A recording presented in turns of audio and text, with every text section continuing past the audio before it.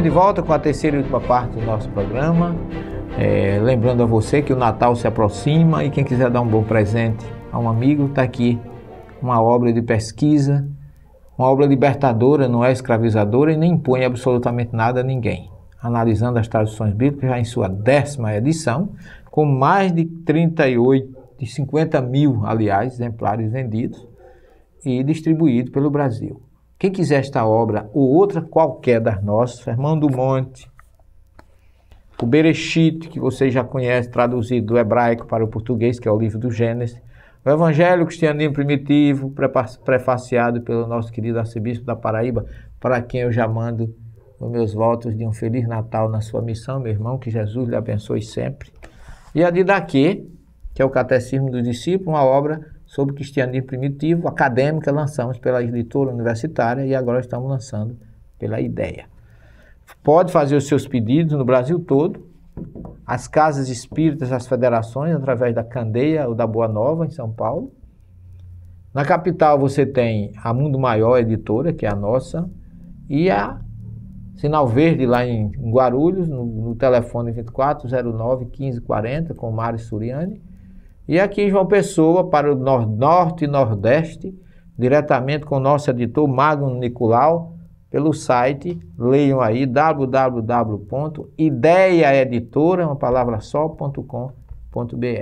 Você vai dar um presente de Natal excelente ao seu amigo.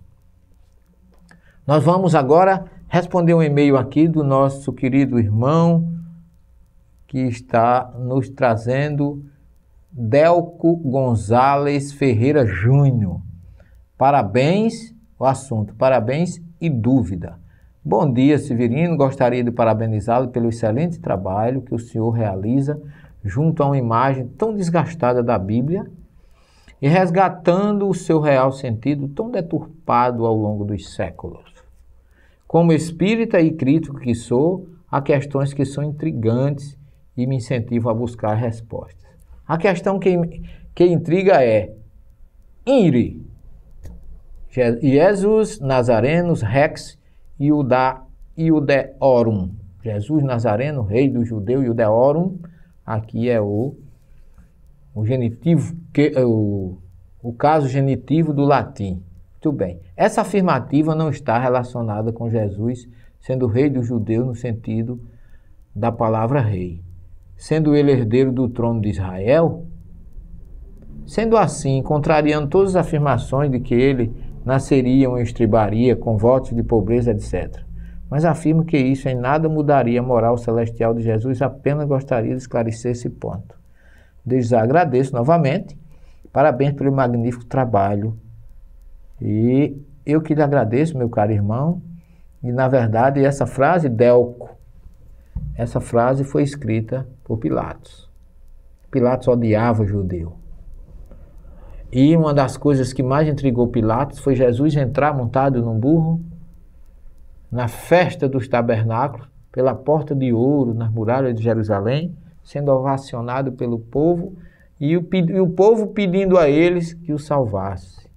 Osana, Osana, Oxaná, Oxaná, que em hebraico quer dizer salva-nos, livra-nos dos romanos. E como Jesus entrou praticamente nos braços do povo, aquilo implicou e fez com que Pilatos ordenasse ao sumo sacerdote, então da época Caifás, que queria Jesus, queria aquele homem que estava pondo em perigo o poder romano. Naquela época, Roma dominava a antiga Palestina, que hoje é Israel, e não aceitava absolutamente nenhuma liderança que não fosse, naquela época, Tibério em Roma, e ele, representando o poder romano lá na Palestina. E aí, depois de 7 meses de pesquisa, porque isso foi, Jesus entrou no mês de setembro, então ele foi condenado, foi pedido ao sacerdote Caifás na Páscoa seguinte. Jesus entrou em setembro, então passou outubro, novembro, dezembro, janeiro, fevereiro, março, abril, aproximadamente 7 meses e não 7 dias, como a igreja coloca domingo de Ramos, e depois já Jesus sendo crucificado na quinta-feira seguinte. Não foi. Jesus entrou no dia 22 de setembro, no último dia da festa. foi crucificado na Páscoa seguinte, 7 meses depois. Mas aí é outro caso. Essa frase que você diz que lhe intriga, Jesus Nazarenus Rex Iudeorum, Jesus Nazareno, rei do judeu, foi Pilatos criticamente, jocosamente, que mandou escrever, quando ele já tinha mando matar, quando Jesus já estava morto, já estava sendo crucificado entre 2 ladrões, ele, para zombar em termo, vamos dizer assim, crítico, ele, além de escrever essa frase em latim, ele escreveu também em hebraico e em grego, para que todo mundo pudesse. Quem passasse ali, porque ali havia gregos, naquela época já existia o domínio dos gregos ali do outro lado do mar, da Galiléia, aquela região que chamava Decápolis, e o domínio grego era helênico naquela época, era comparado ao romano. E aí ele mandou colocar em latim, em hebraico e em grego essa frase para zombar de Jesus. Isso é uma frase que Jesus nunca foi chamado de rei, porque você diz Jesus Nazareno, rei dos judeus. Essa afirmativa não está relacionado com Jesus sendo rei dos judeus no sentido real da palavra rei. Claro que foi isso que ele quis dizer, mas no sentido de zombaria. E a primeira pergunta no interrogatório de Pilatos que ele faz é uma pergunta que era a dúvida que cabia a ele. Que ele pergunta, tu és rei? E Jesus responde, tu disseste, porém meu reino não é deste mundo. O reino de Jesus é um reino espiritual. E quando Pilatos escreveu isso, perguntaram a ele, você vai escrever isso? Ele disse, já escrevi e está escrito. Pilatos não é esse santo que entrou no credo, como muita gente coloca, como uma figura de destaque, não. Pilatos era terrível. Ele dizia que mais vale um asno do que um judeu.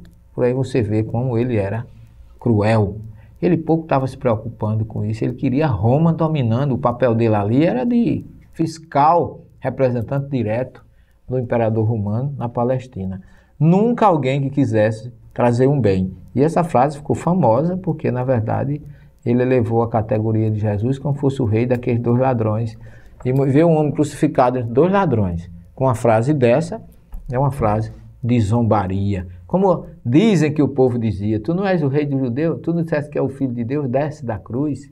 Então, foi uma sequência de questões que serviu não de elogio, nem de chamar Jesus como rei, porque na verdade ele é o nosso rei espiritual. Mas nessa frase, infelizmente, não foi.